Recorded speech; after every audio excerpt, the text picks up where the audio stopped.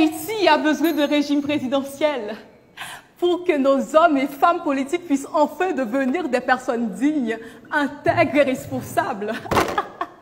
Nous avons besoin de régime présidentiel pour éradiquer les gangs, l'insécurité, la violation des droits humains.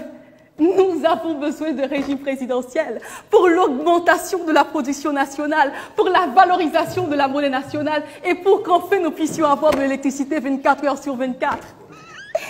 Avec le régime présidentiel, on va enfin solutionner tous les problèmes d'Haïti. Et si après avoir fini de changer de régime, la situation d'Haïti reste inchangée, il faut à nouveau changer de régime, le changer encore et encore. Mais maintenant, c'est le régime présidentiel.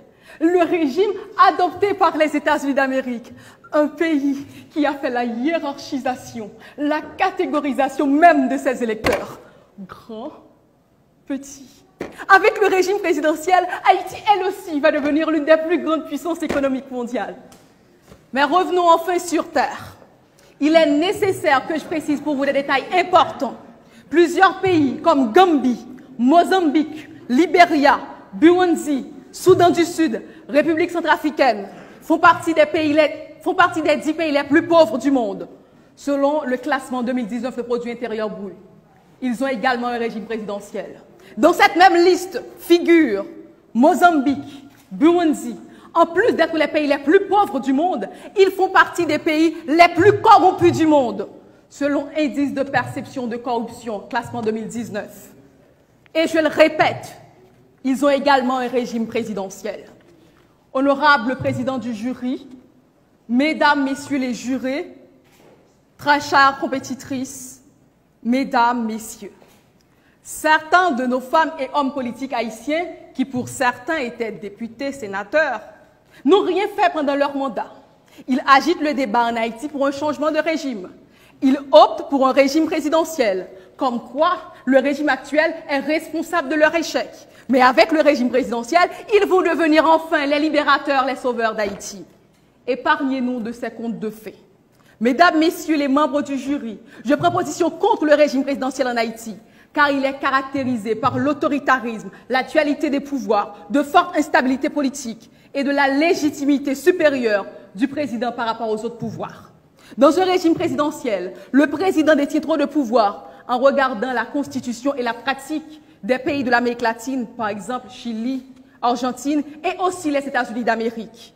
Dans un régime présidentiel, le président peut nommer, révoquer les secrétaires et a autorité sur eux, ce qui rend le gouvernement inefficace et cause du rythme et pose problème pour le renouvellement des chefs et les membres.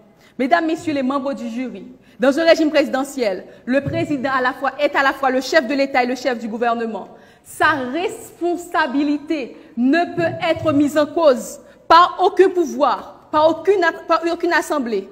Mesdames, messieurs, il dirige comme il le veut, sans se soucier de respecter les droits des citoyens. Ce qui donne lieu à un président imprévisible, autoritaire, voire dictateur. Nous avons plusieurs exemples. Malgré que le 22e amendement de la Constitution américaine a clairement mentionné qu'un président n'a droit qu'à 2 mandats, cela n'a pas empêché que le président Franklin Delano Roosevelt a eu 4 mandats. Au Gambie, il y a un régime présidentiel. Le président Yahya Jammeh a passé 22 ans au pouvoir, de 1994 à 2015. Madame Myrlande Maniga, professeure de droit constitutionnel, auteure de plusieurs ouvrages dans le domaine de l'administration publique, nous a mis sous nos gardes et elle a dit « Un régime présidentiel peut donner lieu en Haïti à un président autoritaire. » Et parlant de président autoritaire, vous voyez déjà l'ensemble de violations de droits qui sont au rendez-vous. Droit à la vie, droit à la sécurité, droit à la justice, droit à la liberté d'expression, droit à la liberté de réunion. Un ensemble de droits se trouvant dans la Déclaration universelle des droits de l'homme que le temps qui m'est imparti serait insuffisant pour les énumérer. Mesdames, Messieurs les membres du jury, nous portons en nous les séquelles des régimes autoritaires en Haïti.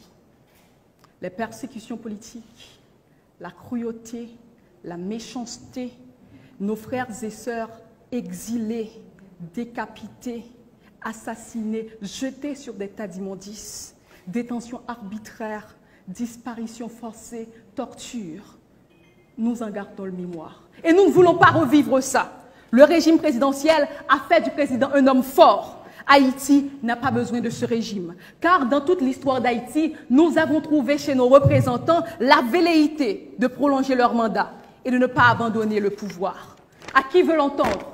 Aujourd'hui, Haïti n'a pas besoin d'hommes forts. Haïti a besoin des institutions fortes pour garantir les droits fondamentaux de chaque Haïtien.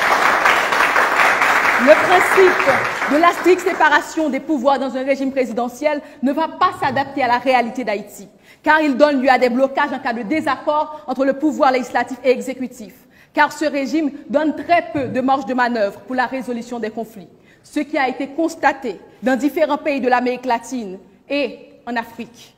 Selon Jacques Lambert, un historien français, il a dit, et je cite, « L'expérience de la transposition du régime présidentiel hors des États-Unis n'est pas encourageante, car avec le régime présidentiel, l'Amérique latine demeure la terre par excellence de coups d'État, de blocage et de dictature.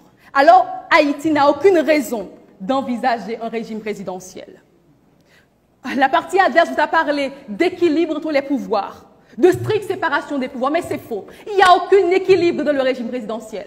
Écoutez-moi bien. Dans un régime présidentiel, le président dispose de droit de veto. Donc, il a la prépondérance sur le pouvoir législatif.